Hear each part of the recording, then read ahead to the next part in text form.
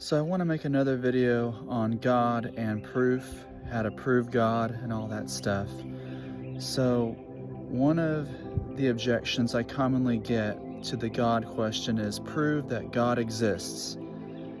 But the thing is it's I it's paradoxical because God points to something that exists outside of the material realm, outside of the empirical realm, but yet you're asking to prove God, which implies that you're asking for some material, empirical way to verify something that is immaterial and unempirical, if that's even a word.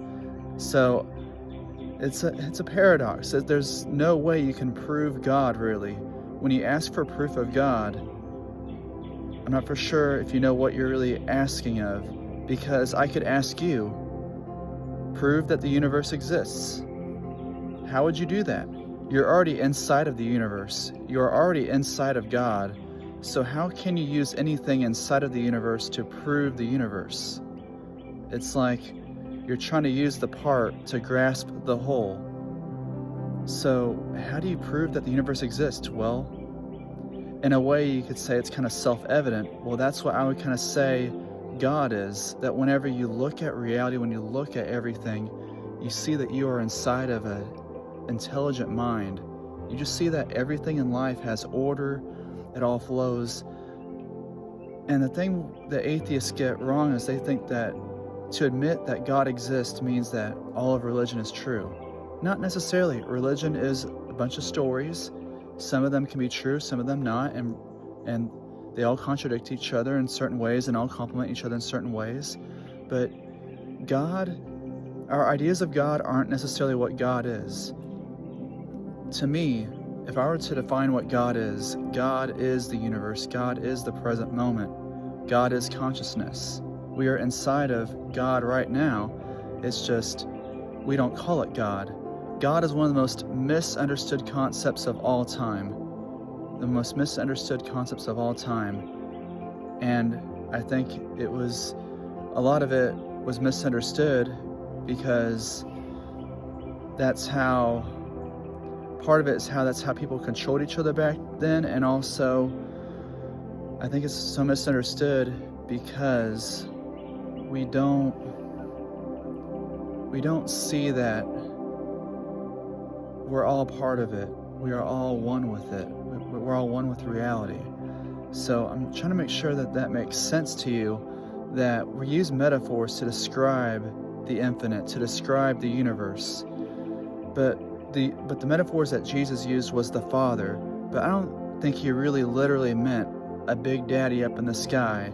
He really meant like the creator, like the intelligence behind life. And back then, he used that metaphor. He didn't call God a mother because back then it's a very patriarchal, sexist society. You have to realize that if Jesus did exist, he had to communicate his insights at the level of development of the people in that society.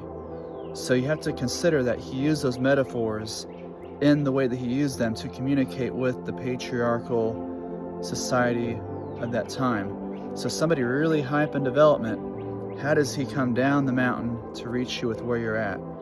He has to use metaphors. And the thing is people took them literally, and then they developed a whole belief system out of that. So God is not necessarily your ideas of God. You have to question whether they're true.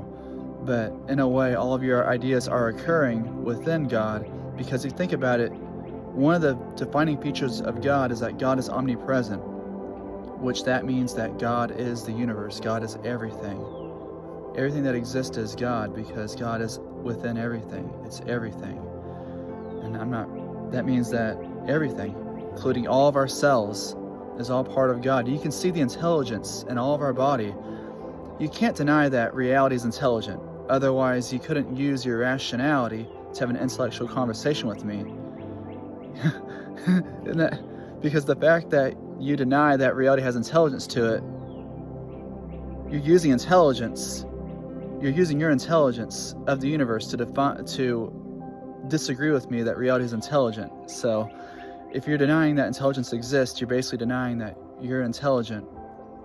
So, I don't know, I'm just rambling on with this, but the thing is reality is intelligent, and you are one part of that intelligence. And just think that reality is more intelligent than you. And there's your answer to, does God exist? God is the intelligence that is greater than you, that's part of all of this. We are all inside of the intelligence.